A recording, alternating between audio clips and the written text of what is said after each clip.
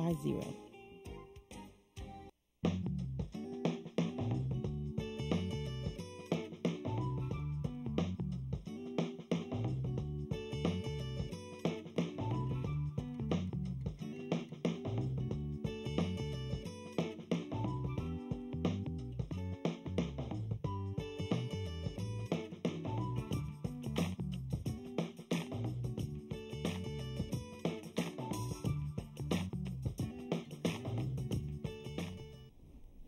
Hello, I'm John Dickmeyer.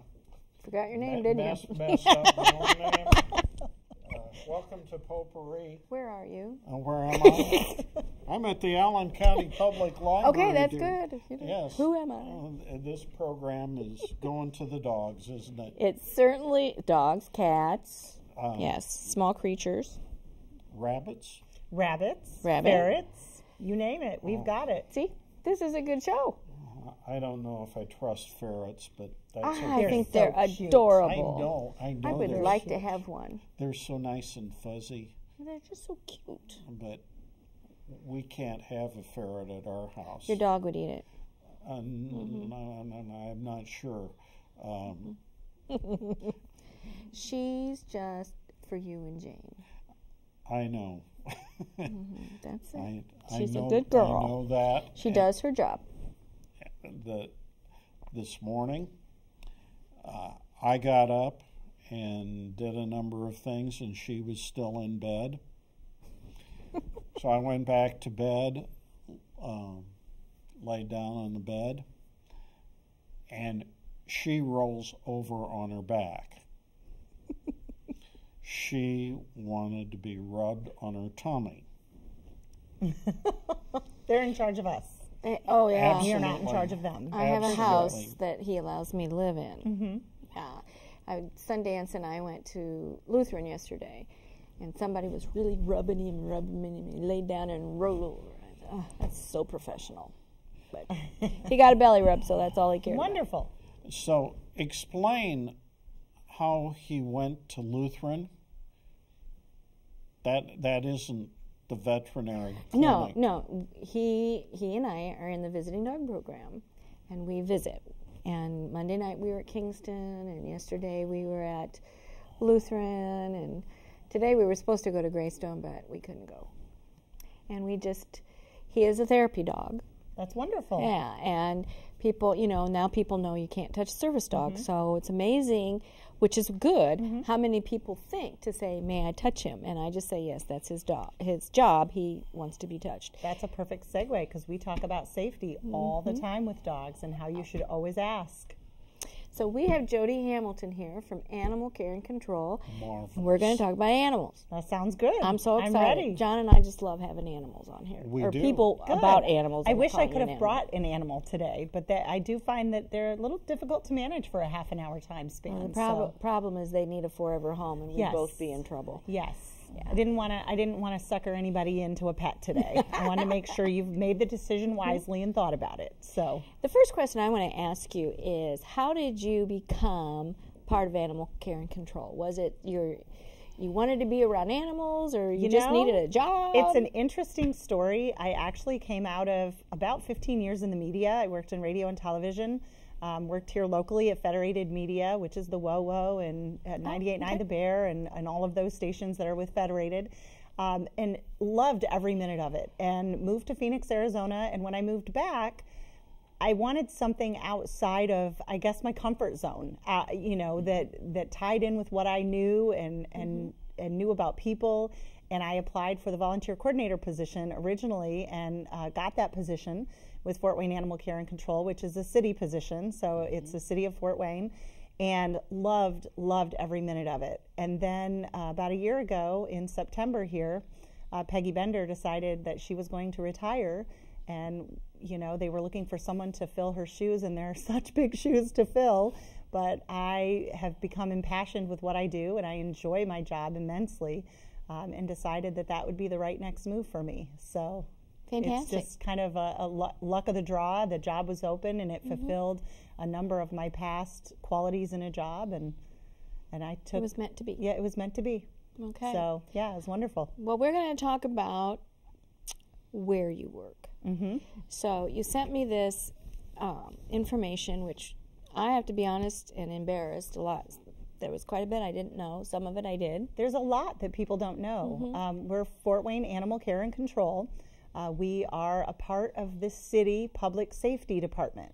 So we fall under the police department in public safety, and we have a law enforcement crew just like the animal cops that you see on TV. We have those right here in Fort Wayne. So, and we do a lot with the public in terms of their pets and their pet safety and neglect and cruelty laws. We uphold those in our city, and we're responsible for the city ordinance as it applies to animals. So we do everything. That's wonderful. I have a side question, then we'll go on. It's not from Fort Wayne, but a family member of mine saw a dog was running loose. She caught the dog, had on its collar, had an Tag. ID. Yeah, thank you. There's the word I want. Sure. And called the phone number, and the gentleman said, well, my wife is home, I'm not, and so she took the dog back. And it was just a small dog. She thought it was maybe a Shih Tzu, but, you know, one of those. And she said she felt so sorry for it. It was limping. Its doghouse was outside, and it was just made out of wood. There was no straw, nothing. And she said the food and water bowl was empty. Well, okay, you expect the food to be empty, but the water bowl. And she was just curious, where's that line for neglect? You know, it's a very fine line. A lot of what our officers do on a daily basis is education to those individuals that are failing in some way. So where the line is exactly, it's hard to say, because we do require shelter. We do require, and it has to be for a dog, so you can't have an awning set up out the back of your house that's, you know, made out of canvas or something like that, or an old boat that you've propped up against the house to make as a dog house. Those things are not appropriate. You have to have a house that has the four sides with a small opening, just small enough for the dog. You have to have food. You have to have water. And, you know, there's tethering laws. You know, you've got to have an actual collar. You can't have the chain wrapped around the neck of the dog. But there are instances where we go out, our law enforcement will go out, and they'll educate someone. We'll get a call from a concerned citizen. The dog appears to be well cared for. The dog does not appear to be matted. The dog does not appear to be neglected in any way, but they have no food, no water, and no shelter, and the dog's tied up outside. So at that point, because of the condition of the dog, we may just knock on the door and have a conversation with the owner. Hey, what's going on with this animal? You know, and why does it not have appropriate provisions? You know, however, if we come up upon that same situation and the dog appears not to have eaten in a long time, or you know, its food is covered in mud and its, you know, water is frozen, you know, and the conditions of the dog house are not great, and the dog is not in great condition, those are different circumstances in which we can, you know, post initially to say, hey, we were here, this is not okay. You know, and then follow up from there through law enforcement. So, but it is a fine line, because there are those that think that they're doing the right thing because that's what their parents have always done and their parents' parents. So sometimes it is just a matter of educating and making sure that they're, you know, wanting to do the right thing, and we can obviously tell that when we knock on the door and have those conversations. Oh, sure. Well, she wasn't sure what to do, and I said, hey, call. Yeah. If in doubt, always call. Yeah. Because we would much rather know about it, go and have the conversation, find out that it's nothing, than have it be something and have someone not call. Oh, absolutely. So, I mean, that's really important, that if you're ever in doubt of a situation, whether it's the neighbor, and you're not comfortable having those conversations, that you're, you know, at least calling the 427-1244 so that, you know, and choosing option 1 for an officer so that we can have those conversations. I can give you an example that didn't have to do with a dog, but had to do with a wild invader into wildlife into our house. And I thought initially that this wildlife was a member of the bird family. Okay. It was a bat. It was a bat. Aha. They tend to get in, don't they? Yes, they do. And it evidently got through our garage. I was told once that they only need 1/4 of an inch to be able to get in. They can and that's unbelievable. But we go out on rodent or bat. Bats are a public safety issue. They so are. if it is in your home where your living space is, Fort Wayne Animal Care and Control will come out and try to remove it. That means it can't be in a crawl space where you don't reside. It has to be in your living space.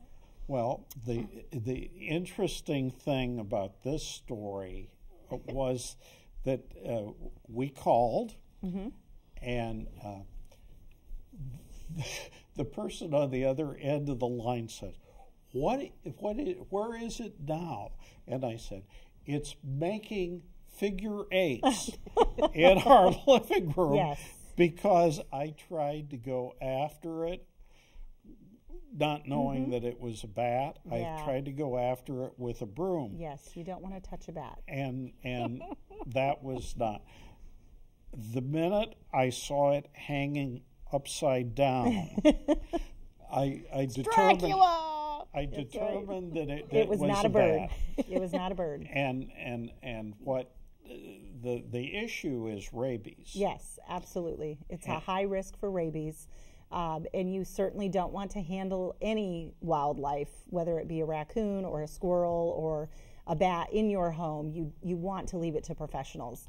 All of our staff are rabies vaccinated, for one, so they're at a much lower risk of contracting the disease, but it is very real and it is very dangerous. I did not know you would go after bats. My sister, the house she used to live in, they would get bats all the time. And one time my niece was downstairs doing laundry and there was a bat and she's screaming. Well, it was a huge house. Sure. Finally, she came running upstairs and said, I could have been eaten alive and you wouldn't have known it. But she pulled the door shut, which had just a small space, and it got in the house. And it took them forever to catch that bat. Yeah, I'm it's very difficult to catch. So, and you just want to be really careful with wildlife and know that it's a public safety risk, again, if it's in your home. We get calls all the time in the spring and the summer. There's a raccoon in my alley and it's daylight. It must have rabies. And we always tell people no, that they are traditionally a nocturnal animal, but it is not terribly, they're scavengers. And they see opportunity during the day when there's less people in the way to come out and get their garbage or the dog food or the cat food that you've left sitting out. So, you always want to make sure that you're bringing those items inside the home when you're not there so that those animals who are opportunistic won't get at them.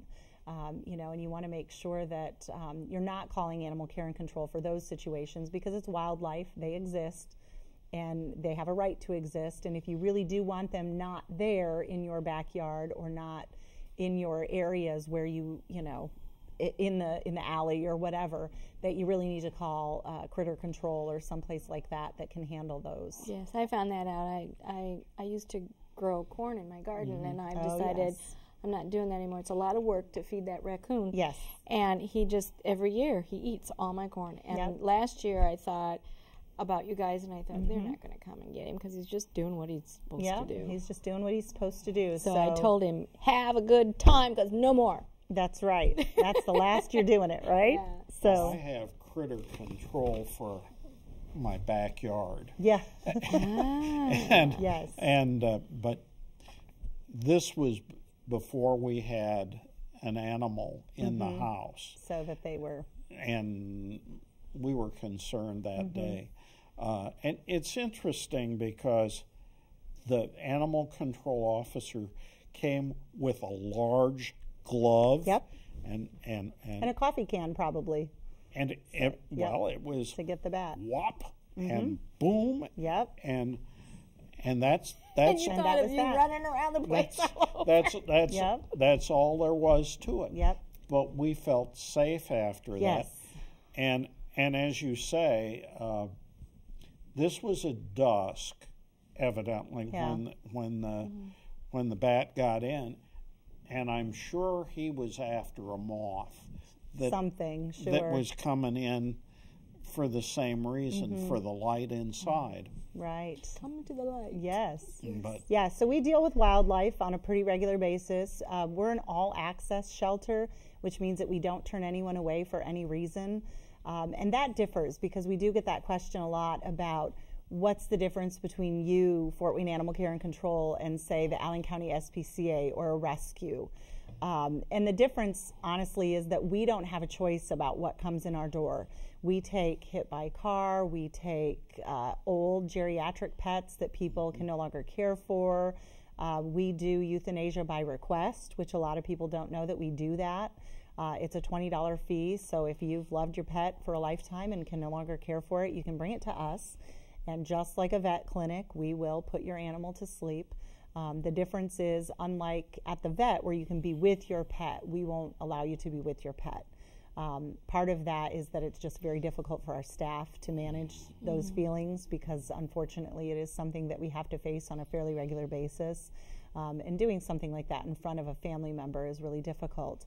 But we take any animal for any reason. So that's the wildlife, that's farm animals. We've had goats and chickens and pigs in our We have 2 pigs there right now waiting for a transport to a rescue. I didn't know that. I thought it was just the normal pets. Nope, it's everything. And, gerbils and hamsters and rabbits and guinea pigs and all of the above. Wow. Whereas the Allen County SPCA or a rescue can choose a specific thing that they want to focus on. The Allen County SPCA is predominantly an adoption site. So they have cats and dogs that have already been temperament tested, that are already ready for a family. The animals that come into us may be stray animals that are waiting for an owner to come pick them up, which is really, really important for people to know, to come and look for their pet. If you have lost a pet, we want you to come and fill out a lost report. We want you to come walk through our building because we can misidentify pets. Let's say, you mentioned that you had a Newfoundland. Well, for whatever reason, maybe your Newfie looks more lab to us. So maybe, and we know our breeds, but there are those dogs that people might say Husky versus Malamute, where we may misidentify their dog as a particular breed, and they're like, well, no, I know that this dog is a whatever. So if they don't come and look, they could look on our lost dogs site and not identify their animal because they say, oh, well, I don't see any Newfoundlands there, so therefore it must not be there. But if you don't come and look, your dog could wind up on our adoption floor. It could wind up at the SPCA. It could wind up at the Newfoundland Rescue because it's a friendly dog. We behavior test everything to make sure that it is a safe animal. Yeah, that's a very important point. And that's one thing that we kind of warn people about Craigslist or anything else that they're looking to get a pet, to get from a reputable source. The Allen County SPCA, us, and a number of rescues make sure that you know what their policies are on temperament testing. We do a full round of temperament tests to make sure that the animal's behavior is such that it's safe for us to adopt to someone in the community. And that's good that you mentioned that because I've heard people say, well, I want a dog, but you don't know what you get when you go there. Yes. And so they don't go there. Well, right. And all of our dogs are assessed for food aggression, for dog-to-dog behavior, for human-to-dog behavior. Is this a dog that's a little bit more aloof and indifferent? In which case, when someone says, I just want a lap dog, we know that that's not the right dog for them. We're all about, we're all about making the right match for that person. When they're in our adoption program, we want to make sure that we know a little bit about your family, that we know a little bit about the children living in the family and, perhaps your wife or husband, so that everybody in the family is on board and that we can find out, which of these animals in our adoption program is going to fit your lifestyle. I'm not a runner, so therefore I don't want the dog that's super crazy busy and wants to be walked every 30 seconds of the day because I, quite frankly, would prefer the couch potato. I want the dog that's going to hang out on my lap and watch TV. One of those, yes. Yeah, it's perfect. But every family's got their thing, and so our adoption program really strives to find the right family for that dog so that we don't see that dog or cat come back to us because it was a bad fit. Well, it's important for the betterment of the dog. You know, Yes. granted, it's good that the parents know their kids aren't going to be eaten up and all Yes. that, but I think it's better for the dog, because how many people take this dog in and say, well, take a beagle. Well, he barks and he howls. Well, hello, duh. it's a beagle. It's a Yes. beagle. They're made Yes. to do that. Yeah. Or, you know, a little chihuahua, you know, they're cute Yeah. as can be, but they can be temperamental Sure. around kids, and so you're going to know that. Yeah. And then they get mad at the dog. Yeah. So and we just always want to make sure we're doing the right thing for the pet in our care. I think it's great. You know, and for the people in our community, because again, it all goes back to public safety. You know, that we want to make sure that we are adopting safe animals into the community, so that we aren't out on dog bite calls or, you know, aggression issues that people are having. You know, and along with that goes the spaying and neutering, because without that, there are a lot of aggression issues. There are more dogs wandering at large, and cats as well. You know, but if we spay and neuter our pets, they're less likely to roam. They're less likely to want to escape your backyard. They're more likely to want to be with you. And So they're all of those less things. likely to make more. Yes, less likely to make more, which is the gist of our problem. You know I mentioned to you in some message earlier about the fact that we can take in 40 a day, 40 animals I a was day. shocked. And I really that's an average. You know, there are days in July where we get call after call after call that there are just animals flowing into our building. You know, because people have gone out with a picnic with the family and they took the dog and they didn't have the dog on a leash. They're letting their cats outside, which in the city of Fort Wayne is still against city ordinance. If you own your cat, it should be an indoor cat. So in the city of Fort Wayne. Now, we do have the community cat program, which is really exciting. That's new to the city ordinance, and it's saving hundreds of lives already. But what the community cats is I know you guys, in the past it's been stray cats or feral cats in your community. And now our ordinance allows for those stray cats, so that if you at your home are feeding, say, 5 or 6 cats, we will work with you as a provider for those cats in feeding and watering to get them all altered, spayed and neutered at Hope for Animals. That's at no charge to you. And we will deliver the SPCA, Allen County SPCA will deliver the cats back to your property, because they aren't hurting anything, but we don't want them making more. And we certainly don't want more cats coming in to that environment to breed and make more cats. And if they're all sterilized, they are less likely to want other cats into the community, and they will become more territorial. And then, you know, over the years, through attrition, eventually there won't be the cats. And there won't be the problems that we have in Fort Wayne with the free roaming cats, as we're calling them, community cats. So that's a really exciting program. That's great you have that program. My mom, this was several years ago, she started feeding a couple feral cats. You know, they wouldn't come near, and she'd feed them, and then, you know, they begat more and begat more and begat more. And then you have a huge problem, and then you have emotional problems with what's going to happen to all these cats. Yeah, and that's exactly what happened. Yeah. And so there was a program that came in, and they caught the cats, and they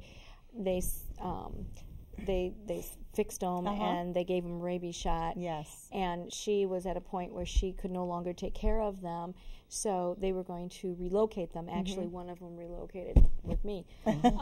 Surprise! Sure. But I thought that was a wonderful thing, rather than just killing them. Yep, absolutely. It is a great alternative for those community cats to be able to be saved.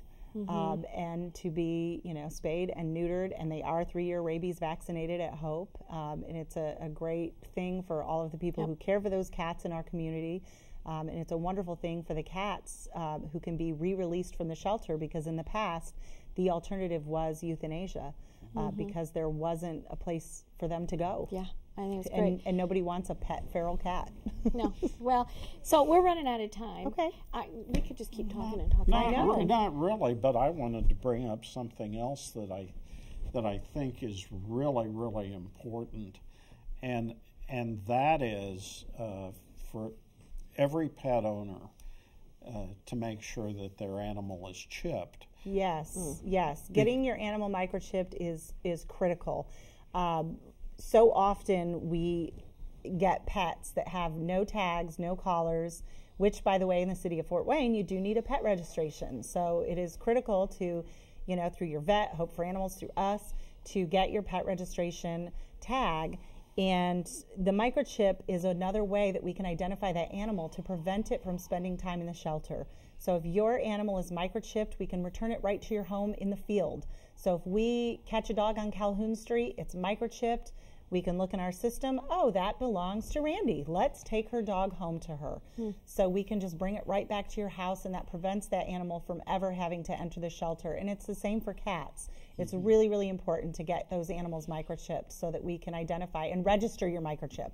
Don't forget to register it with us so that we know where it lives. One thing that you mentioned to me, that if I find a dog, that it's a law that I need to let you know. Yes. I have this dog. I can keep him there, but I need to let you know. Yes. For obvious if you have reasons. found a dog, it is very important that you report it as found. The description, when you found it, anything you know about it, where you found it, and you are not required to give it to our department, but you are required to report it, have it scanned for a microchip, and if you would like to, you can keep that pet for 30 days. And if in 30 days no one steps forward to claim that animal, then you can choose to keep it, or you can choose to turn it over to Fort Wayne Animal Care and Control for the potential of finding it a home. So, because I can imagine a lot of people find this cute little dog and think, oh, I'm going to keep him so cute, and here somebody's at home crying because their dog missed. It's really easy to do. So it's very important to report that as found, because we often match up a found report with a lost report and go, oh my gosh, this is living at someone's home, and we need to go get your pet for you.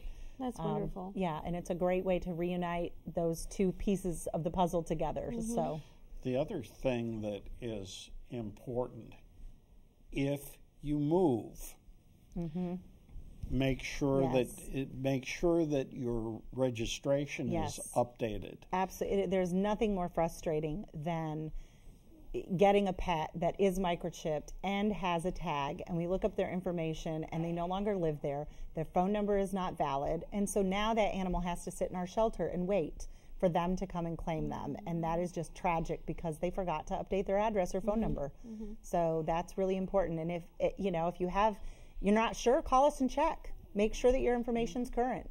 We'll always happy to look in the system to make sure that your information's current. So we have had a wonderful time today. I could talk for hours to you guys. You're great. I could listen to this. And yes, we have so much more information that we didn't even cover. I know. We're on the first page. Isn't that amazing? You'll have to come back. I would love to. I would love to. Well, and as for all of you, you'll have to come back too. I'm John Dickmeyer, and this has been Potpourri.